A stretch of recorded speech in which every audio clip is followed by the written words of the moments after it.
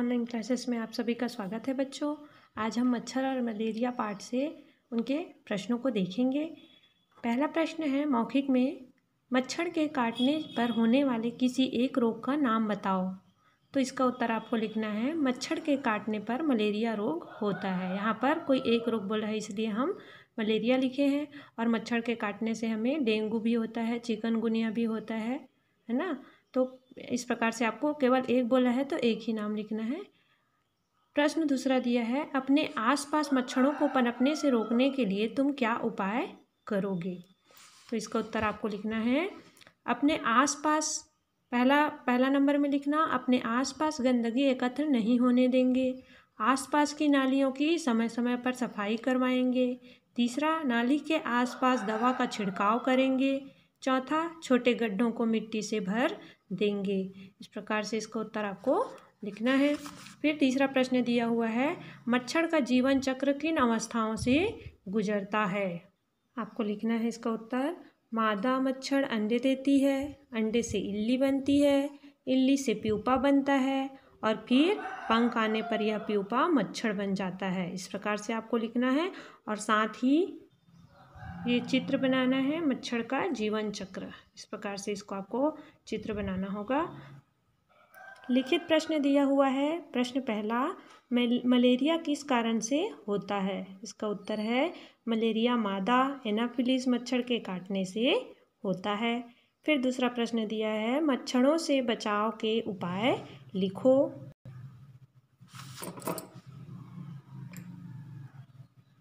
इसका उत्तर आपको लिख लेना है, मच्छरदानी में सोना चाहिए। फिर दूसरा, अपने आसपास साफ सफाई रखना चाहिए। तीसरा, गंदा पानी एक जगह इकट्ठा नहीं होने देना चाहिए। और चौथा, नालियों की सफाई समय समय पर करवानी चाहिए। फिर प्रश्न तीसरा दिया हुआ है, मलेरिया के मुख्य लक्षण क्या होते हैं। तो इसका उत्तर आपको लिखना है, मलेरिया के मुख्य लक्षण होते हैं ठंड और कपकपी के साथ बुखार आना, हाथ पैर में दर्द होना आदि। फिर चौथा प्रश्न दिया है, मलेरिया होने पर क्या करना चाहिए। तो इसका उत्तर लिखना है, मलेरिया की तुरंत जांच करवानी चाहिए और चिकित्सक की सलाह से दवाई की पूरी खुराक लेनी चाहिए। अधूरी खुराक लेने पर यह जड़ से समाप्त नहीं होता है और दोबारा हो सकता है। इसके बाद यहाँ पर दिया हुआ है, हमारे आसपास मच्छर ना पनपे इसके लिए हमें क्या करना चाहिए। ये जो है पुस्तक में नहीं दिया हुआ है, इसको जो है अलग से लिखा गया है, तो आप इसको अपनी कॉपी में नीचे में पूरा इसको कर लेना। पहला है, हमारे आसपास मच्छर ना पनपे इसके लिए हमें क्या करना चाहिए। क, मच्छर अगरबत्ती जलाना चाहिए। ख, मच्छरदानी लगानी चाहिए। ग, आसपास साफ सफाई रखना चाहिए। घ, धुआं करना चाहिए। तो बताइए, ना पनपे बोल रहा है, प्रश्न को देखिए, मच्छर ना पनपे यानी मच्छर और ना हो, पैदा ना हो, इसके लिए हम क्या कर सकते हैं। अगरबत्ती तो भगाने के लिए हो गया है ना, मच्छरदानी लगाएंगे तो हमें मच्छर नहीं काटेगा, धुआं करेंगे तो भी मच्छर भग जाएगा। तो ग नंबर होगा, आसपास साफ सफाई रखना चाहिए। तो इसमें आपको सही का निशान लगा देना है इस प्रकार से, ग नंबर। फिर दूसरा प्रश्न है, निम्न में से मच्छर के जीवन चक्र का कौन सा क्रम सही है। अंडे, अंडे से इल्ली, इल्ली से प्यूपा, प्यूपा से मच्छर।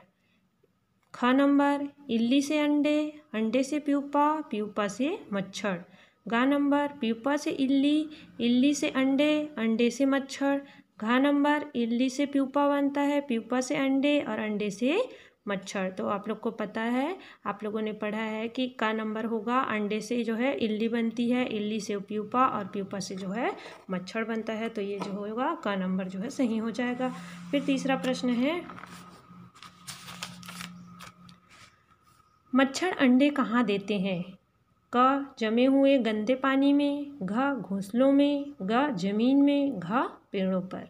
तो इसका उत्तर होगा क, जमे हुए गंदे पानी में। तो यहाँ पर आपको इसमें राइट लगा देना है। फिर चौथा दिया है, किसी व्यक्ति को मलेरिया है, इसकी जांच कैसे होगी। क, खून की जांच से। ख, लक्षणों के आधार से। ग, आसपास के लोगों की राय से। घ, एक्सरे के द्वारा। तो मलेरिया की जांच के लिए हमें क्या करवाना पड़ता है, खून की जांच करवानी पड़ती है। तो का हो जाएगा खून की जांच।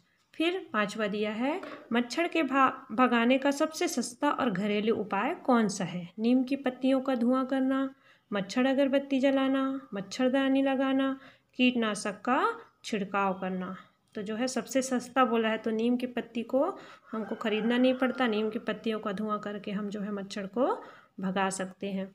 फिर अगला प्रश्न है, नर मच्छर क्यों नहीं काटते हैं?